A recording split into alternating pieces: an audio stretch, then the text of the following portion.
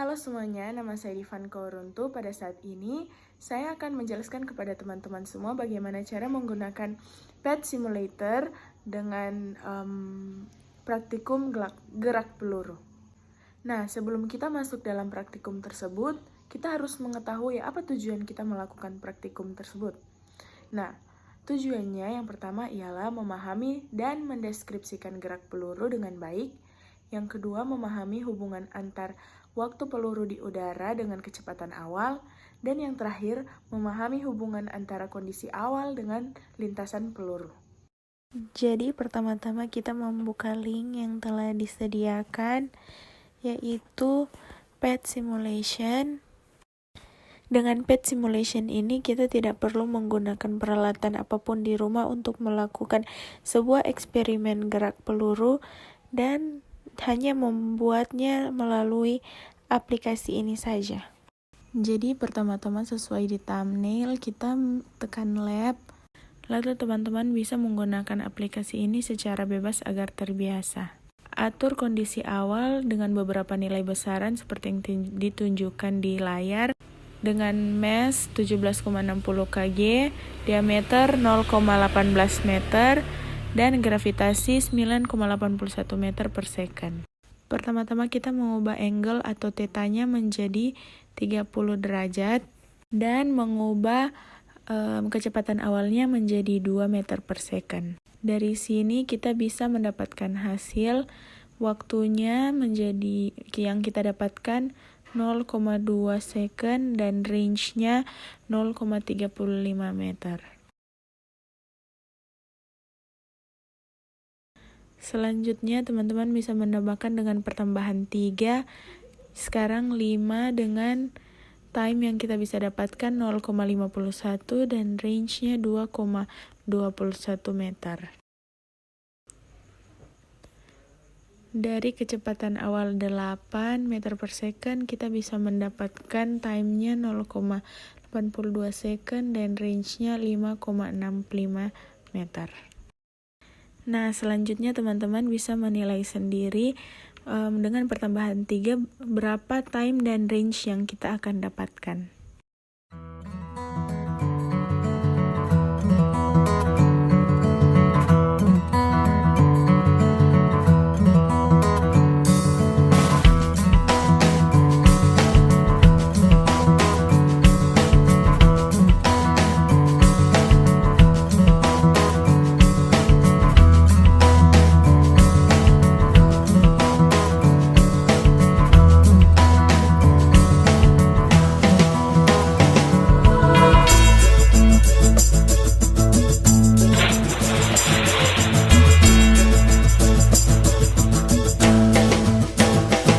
Jadi jika bola yang dilemparkan sudah semakin jauh, teman-teman bisa mengklik layar yang berada di sebelah kiri atas dengan gambar minus.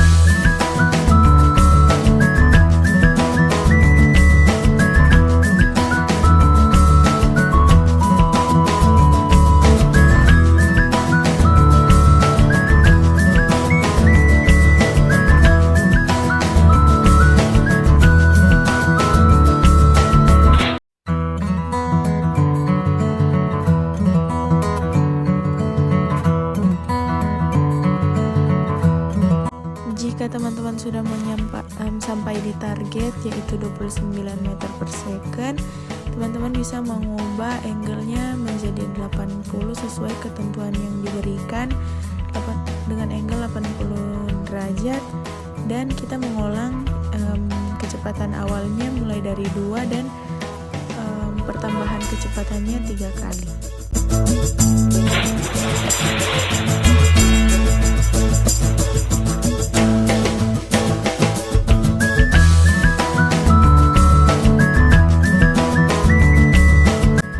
Jadi seperti yang pertama, kondisi awalnya atau beberapa nilai bercaranya seperti yang pertama, yaitu masanya 17,60 kg, diameternya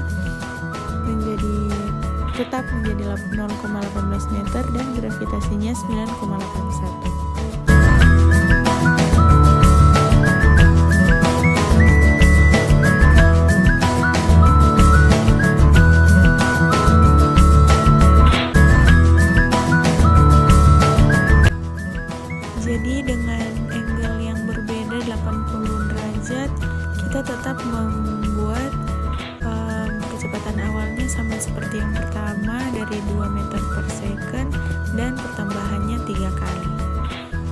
Dengan kecepatan awal 2 meter per second, kita mendapatkan time-nya menjadi 0,4 second dan range-nya 0,14 meter.